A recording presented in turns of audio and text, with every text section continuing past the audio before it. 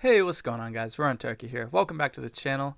We're back today with another gameplay video between myself and Preston with my Fire Air Sorcerer deck, Charge.deck, and his Earth Air Archimago deck. We'll start with the deck text, talking about mine first. Charge.deck is a pretty both of these decks are pretty popular in the format right now. Charge.deck is basically just your jamming charge minions who are primarily in air and fire, hence our color combination. So you've got the Thundering Giant, Sir Pellinor, Saracen Raiders, Petrosian Cav, Monstrous Lion. We've got Red Cap Poweries and War Horse. Maybe I missed one somewhere in there. Even the minions who aren't having charge usually are doing something the turn that they come down. So we've got the Violimp, we've got the Colicky Dragonettes, we've got the Phase Assassin, who is guaranteed damage essentially, and kind of like Sir Lamorak, when he dies, is gonna like do something. It's a very aggressive minion package in fire and air. We've got some magics to complement it with Vanishment. I love Vanishment with Boudica because you can get insane damage swings when you stealth up your board with her. In this color combination, I think you should always have one grapple shot be a Shatter Strike, just to deal with those annoying artifacts, especially Ring of Morrigan. Every deck is basically playing those these days. Of course, when I'm playing with my friends, I don't include Ring of Morrigan. So there's like, I don't know, some other card in here. I don't know. Maybe it's another trinket. I'm not really sure. But there's no Rings of Morrigan in here. I like having Mix Air in this deck because we do go up to like 6 mana, which is a little risky in Sorcerer decks. But they're both air cards. The Sir Pellinor and Thundering Giant, they both will get discounted with a Mix Air, and being able to play Highland Princess in this deck gives us a bit more flexibility in what we're able to pick. Mix Air is not going to be our first choice. Something like Stone or Ring would be, but if we have those, now it comes down to like a core or, you know, a mix, maybe the trinket. I like it in the flexibility there. 2 Hamlets Ablaze, because obviously Pebbled Paths is a very strong site against this deck. It basically turns a lot of our minions into like vanilla creatures, which you don't love that. Jihad, because we have a lot of fire minions. And I really I want to talk about Town. I think Town is a phenomenal include in this kind of deck because so many minions are exceptional. You've got Warhorse, the Dragonettes, the Phase Assassin, even though you probably don't want to play him on Town, the Poweries, the Hippogriffs, the Saracen Raiders, and well, that's it.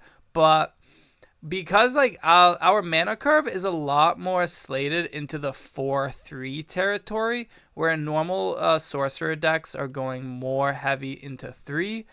By having Town and getting the discount from Town, you really are like trimming down on the mana curve here, and you're gonna be playing a lot closer to Fury Road in that sense, like having the real low mana curve, being able to double spell a lot faster and needing less sites. If you don't have a Town out, you might find yourself wanting to get to like 7 mana because you want to have to cast a 4 and a 3, or maybe like, you know, maybe you need 8 mana to cast 2 4s. It can get like really it can be a bit taxing compared to like an Earth Fire deck with Sorcerer, but it's really worth it. Charge is a really strong keyword. It was always strong even in beta. There just wasn't enough charge minions. It was kind of like a rare thing in beta, but like AL was kind of loaded with charge, and so now you're kind of just able to throw a deck together with all these charge minions and see what happens. Over on the other side of the table, we got Earth Air Archimago, Preston's deck.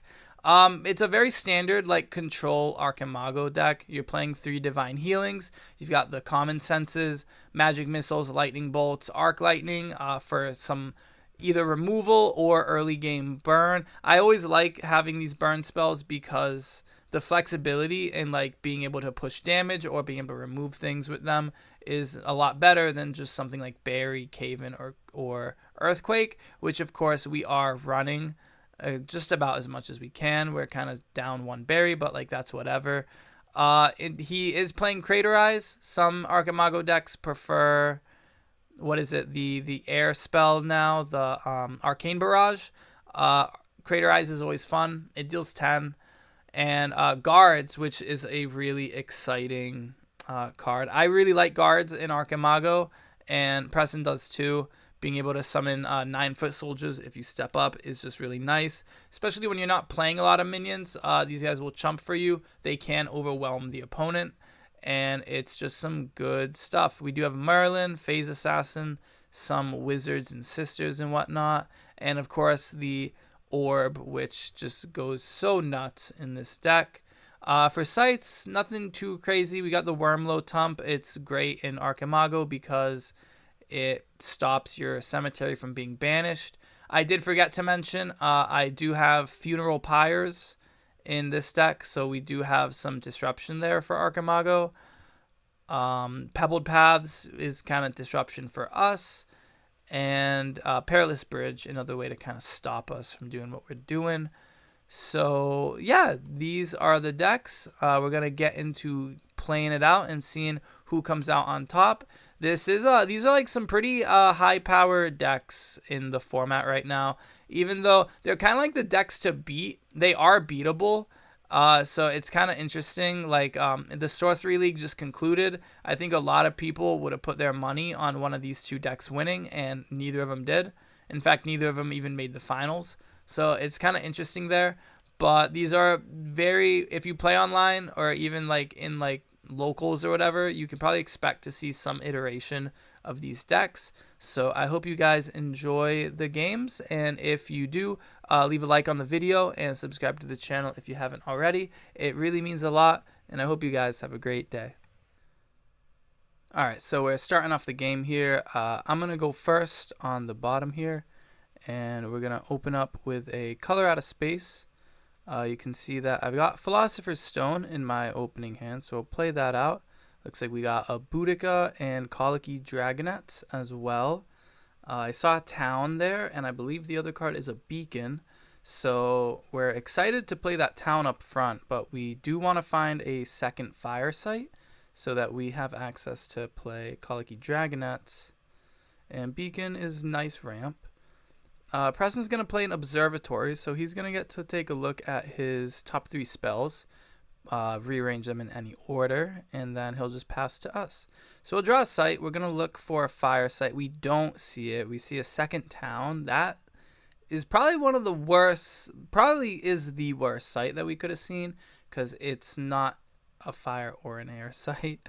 At this point, like once you have town, all we really care about is the attunement and making sure that we have 3 fire and 3 air. I don't think, maybe just 2 air. 2 air is sufficient. Preston plays a Merlin's Tower for no value, but he needs the 2 air in order to play Highland Princess. And he is going to use her ability to fetch the Amethyst Core that he plays. And then shuffle, we cut decks, and it should be a pass. So I untap. Still going to go for another site. We still don't see a fire site. This is pretty bad because now we have nothing. We can't play anything in our hand right now. So I'm just going to tap for a spell. Maybe we see like Gyre Hippogriffs. And we see Hamlet's Ablaze, which is 2 fire. So big pickle here. We really need to find a fire site. And I'm going to kind of just continue. I'm going to draw a site for turn, and I'll tap for a spell, hoping that I can find like at least an air spell that I can play. There is also the possibility of like a Ruby Core, which would also be nice, as Preston plays his Amethyst Core, as well as the Bedrock here for a turn. And then we adjust the mana and thresholds on the app. He's going to play an Apprentice Wizard just to draw a spell. He's actually going to be beaten face with that Apprentice Wizard because I am doing a whole lot of nothing. And we see a Treetop Hideout, so another air site. Very poor start for me, where I am just not hitting fire. And we draw Saracen Raiders, so another spell that requires 2 fire. We've drawn like what, like 7 sites right now. We have 4 in hand. So it's pretty crazy that we can't find a second fire. Preston is realizing what's happening, and he is just getting aggressive. So he lightning bolts me, and then he attacks with his units for another 2 damage, and I'm at 15. And then he'll play another Apprentice Wizard, kind of just keeping up the pressure. And then I'll finally draw, and we see the River Flame. So we get there a little late, but late is better than never. And now Preston's in trouble. Now it's time to rain down on him. We actually can't do much because I have not been playing any additional sites. This Kaliki Dragonets costs 1 mana on the town with the stone discount. And that's like an example of like what town can really do with this deck with all the exceptionals it runs. If I had just like 1 more mana, I would have been able to play Sorcerer. No, maybe not. I wouldn't. Probably would not have been able to play Sorcerer and Raiders, but like, man, would have come close, right? He plays Merlin, so he finally, well, not finally, but like, while I finally hit 2 fire, he's just out here playing Merlin, and then he stealths Merlin up with Treetop Hideout, so we're just in a really bad spot, because now I can't even remove Merlin, and you can see the little Merlin icon there. That is, I'm indicating that he's using Merlin's ability. He is peering into the top of his deck. And on the top, Merlin finds a berry. And so he buries my Kalikis. It's okay, though. I might have forgot to mention it. They did ping out a Apprentice Wizard before they went out. So it's all good. They eat a berry. We're getting attacked. 2 more damage. I'm at 13. Like, we have 2 fire now, though. So, like, it's happening. We see Red Cat Poweries. That's great. If we can play a Beacon here and get 2 additional mana. Not that we really need it. This would put us at 6. Yeah, we really don't need 6 right now. 5 would be sufficient because we did draw those Poweries and we have these Sorcerer Raiders. And with the town discounts plus with the stone, we're going to be able to play both of them. And we'll be able to clear out his units. It's very possible that I should just be like using my charge minions to attack his sites and like, forget about this wizard and this princess who are just dealing 1 to me. Like these guys are dealing 3. Like they're way more they're way faster at dooring you than your guys are. But regardless, this is what we did. And I attacked with the Poweries. I made sure to keep them adjacent to Preston's sites so that they're able to attack next turn, because obviously they would die if they're not able to attack. And the Sorcerer Raiders, by process of elimination, they attacked I forget who was even on my site, but they are not adjacent to Preston. He plays a Lookout, so he gets to look into my hand. And you get to see all of these sites, and the fact that I have a Hamlet's Ablaze and a Boudica isn't too worrisome. He is a little scared about Boudica, but I don't have 3 fire right now, and honestly, right now, I'm just not in the business of drawing any more sites, so it's gonna be a while until Boudica becomes a threat, if at all. So after playing Lookout, he's gonna peer into his deck with Merlin. He's going to decide if he can use it, if he wants to.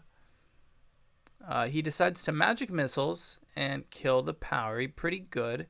He definitely wants to clear my units and prevent any damage. The life totals right now, it's 13 to 20.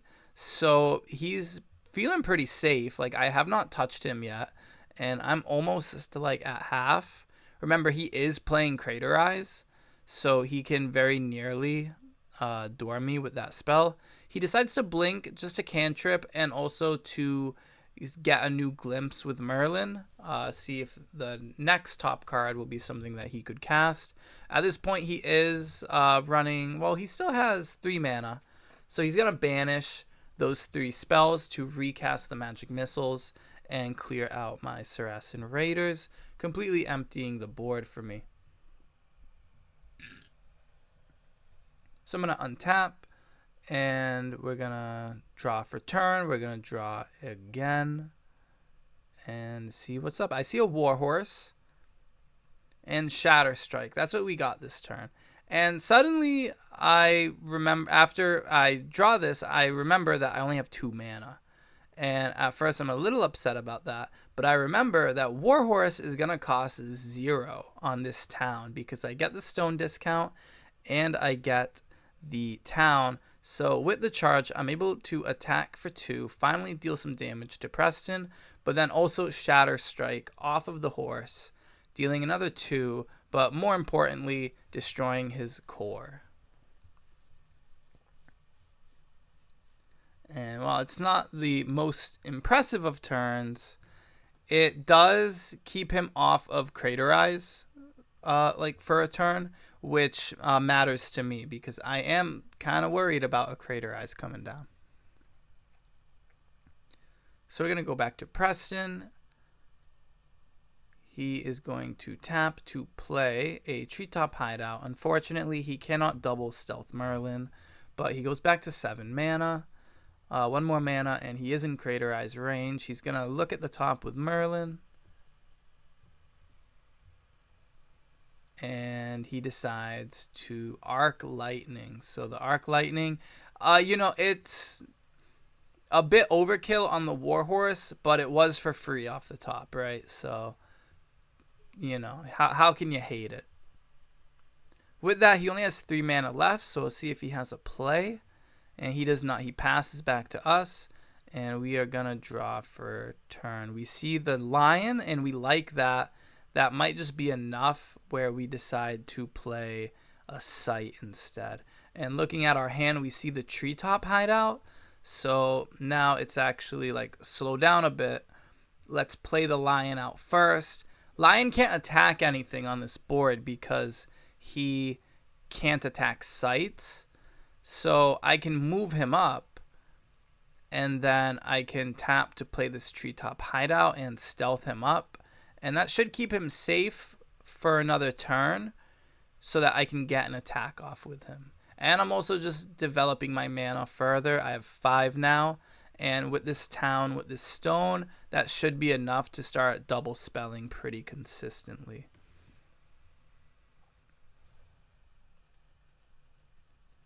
And that's going to go to Preston.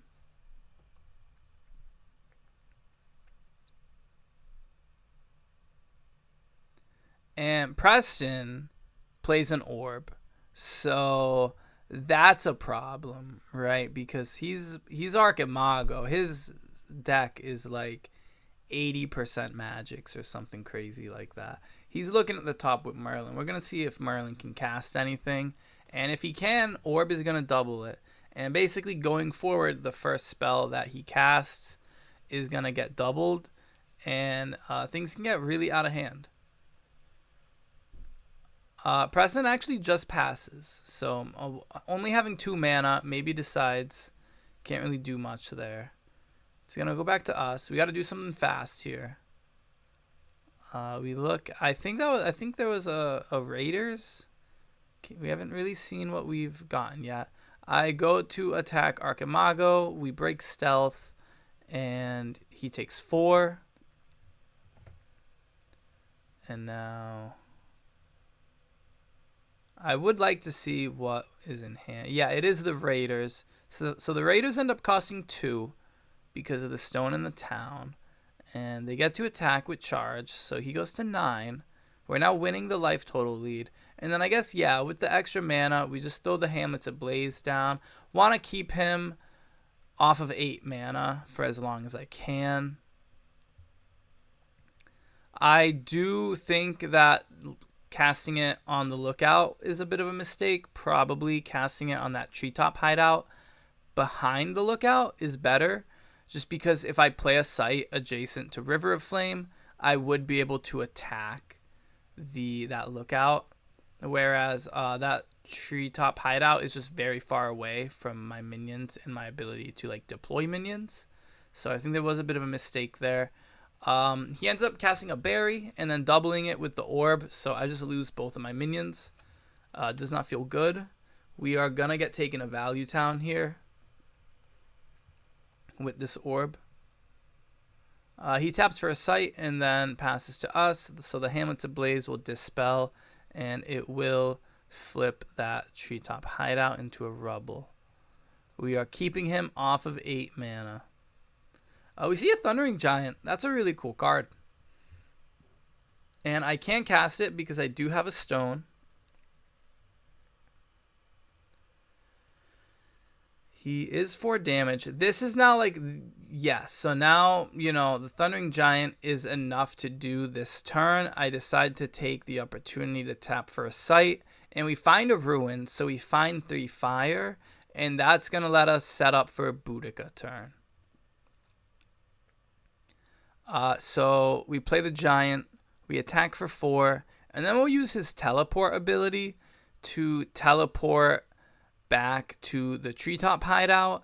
This way I'm like out of range of an arc lightning or magic missiles. I actually do contemplate the town there, I think, just to like block projectiles for myself, but I'm like, I don't think he can 13 me with projectiles, so I just want to try to keep my giant safe.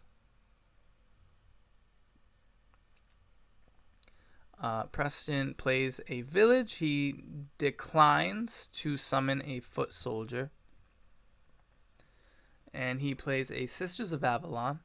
So he gets to discard a spell, and then he gets to draw a spell. I believe he discards Vanishment. And the Sisters then will cast Arc Lightning. I need to double check Archimago. Can anyone cast the Archimago, like the cemetery spell, or is it just is it only Archimago who can cast it? That's something I don't really play a ton of that avatar, so I hasn't come up for me. And I kind of just accepted it in the moment, but that is something to definitely something you want to get right. So here we go. It's Boudica time, right? She costs 3 with the Philosopher's Stone. Preston's at 5, and we drew Poweries for turn, which is great. And at first I play them on the town because I'm thinking, yeah, discounts. But I don't need the discount because Boudica costed 3. So I decided to play them on the river. The reason for this is so that I can go to attack the treetop hideout. And I put Preston in the pickle where he either has to give me Merlin or he has to go to door.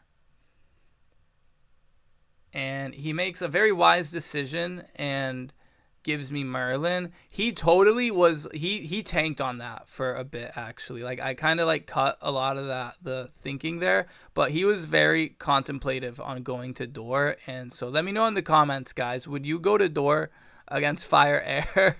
Because he really thought like Merlin was gonna do big things for him.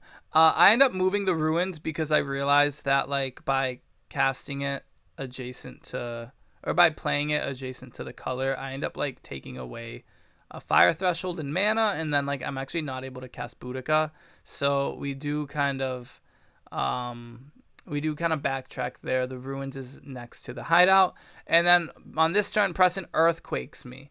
And so he's able to rearrange my sites. And Preston has done a lot of improving on his earthquakes and how best to use it.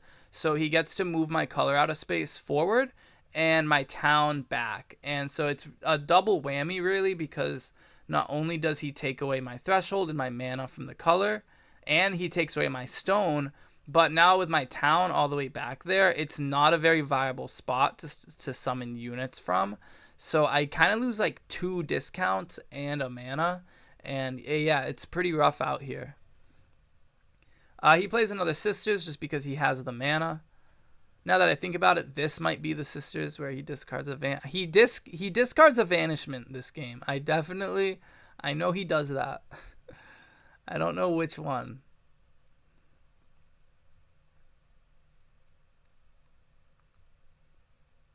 Also worth noting, he could have, like, he did get to double Earthquake with the orb. I don't think there was anything really to do. I think he's kind of got, like, getting town back is kind of all he really needed. He could have, I guess, moved River of Flame back, but like, who cares? It's not that big of a deal. But he did get to double cast Earthquake if he wanted to.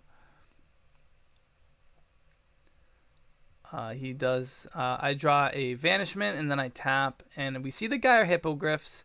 And this is where I'm talking about, where like if I had kept that Lookout, I could deploy those Hippogriffs on the River of Flame and attack Lookout. But because that's rubble, I can't attack it. So definitely a misplay there. I decided to just go for the Cavalry. We will deploy these Hippogriffs, but I kind of want to see if he plays a site where I destroyed the Lookout, because that would give me an attack.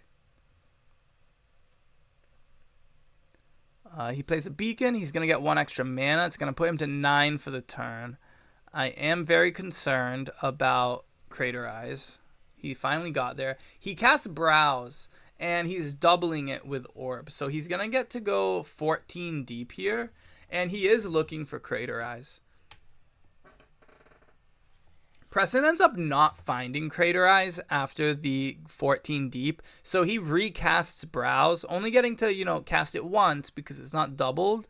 So, but he goes 21 deep this turn, and again does not find Crater Eyes. So it's really unfortunate for him, but he did just kind of pick up some pretty choice cards nonetheless. He does have 7 mana remaining this turn because he cast Browse twice. So he's going to spend 1 to Divine Healing and go back to 12. Basically just like ruining my chances of winning this game. And then for 6 mana, he's going to play Guards. So he's going to surround himself with Foot Soldiers. Where he is right now, it's going to be 6.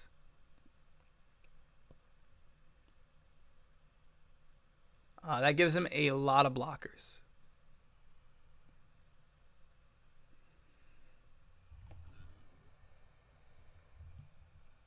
Alright, so we're untapping. We do play Cone of Flame, so that's a possibility. We see a Warhorse. It's not quite a Cone of Flame, but it's like castable. So we'll play Town again, right? So playing Town there now. If only that Lookout was still there, we would have a really good place to attack. We're able to cast Hippogriffs for 3 on this Town, and they're able to attack his Treetop Lookout. Preston has to decide if he wants to chump it, if he wants to take it, or if he wants to give me 3 Foot Soldiers. And he decides to give me 3 Foot Soldiers. Good choice, I think. He can afford it. Honestly, he can afford a lot of things right now. He has a Guards in the cemetery, and he has a Divine Healing in the cemetery, and he has an Orb. So whether he gives me life or he gives me units, he can get whatever he wants back. I go to attack the Sisters with Cavalry, and again, this time I am attacking the Sisters. I want the Spellcaster out of here, but he can choose to give me a Foot Soldier, or he can choose to pile on.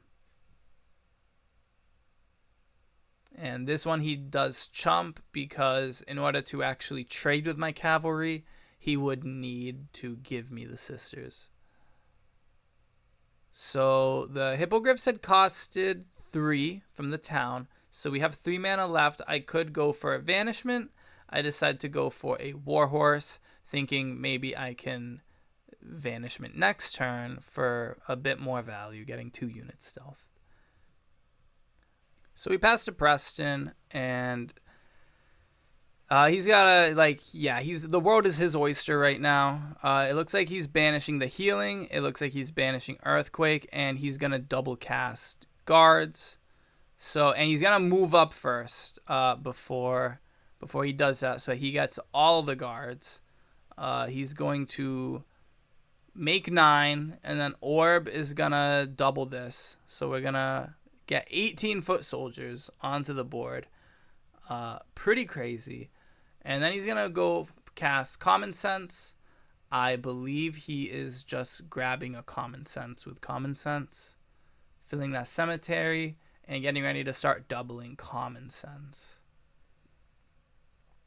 yeah, so after the common sense, he shuffles and I cut. That is his turn. That is 8 mana. So it is back to me here with all these foot soldiers. I run Cone of Flame. Even from this angle, I would have to step back, and then I still would, like, there'd be some foot soldiers left. We just see a cav. We don't see the cone, so I'm just going to draw again. We see a grapple shot. You know, that's damage.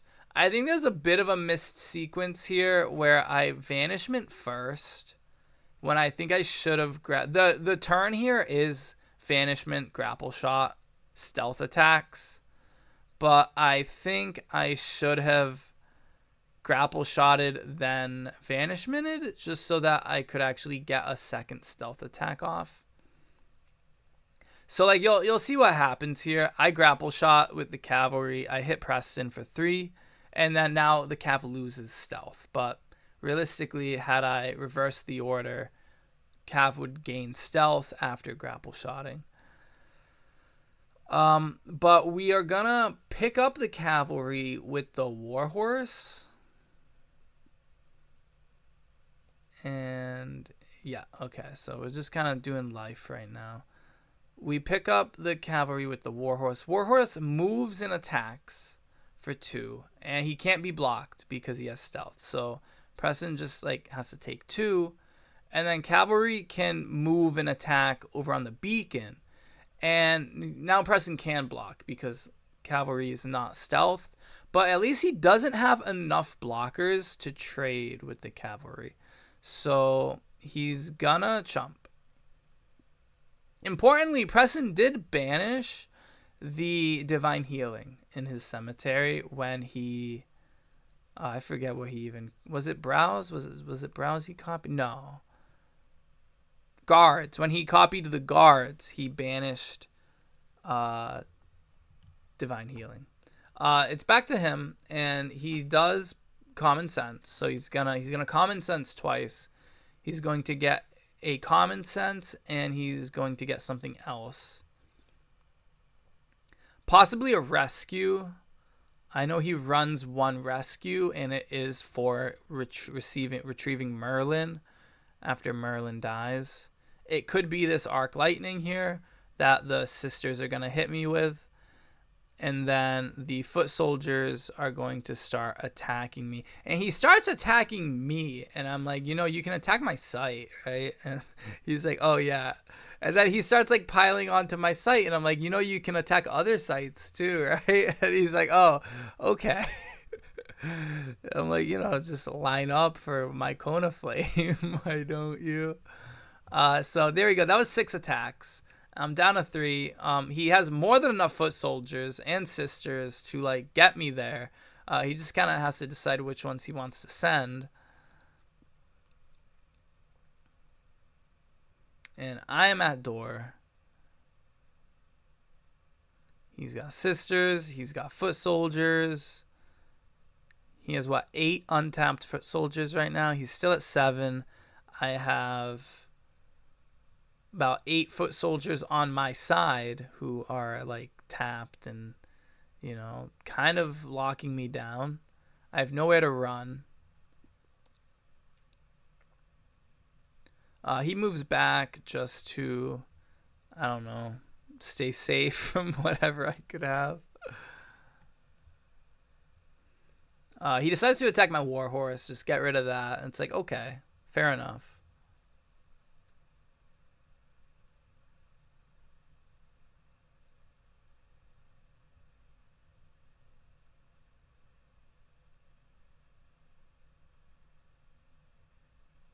And yeah, we're gonna untap. It really comes down to, can I draw a Cone of Flame here and step back and cast it?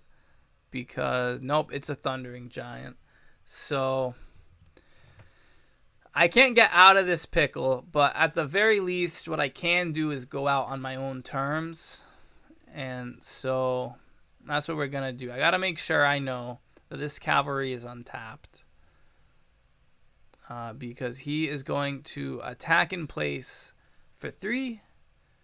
And then with the Thundering Giant, I can attack that beacon again for 4, and I can put Preston to door before passing. I step back because I suppose it is the best thing to do, but there are still foot soldiers in range of me, so there's no getting out of this one. And Preston lightning bolts me for game. He doesn't even attack, and we shake on it, and it was a good game.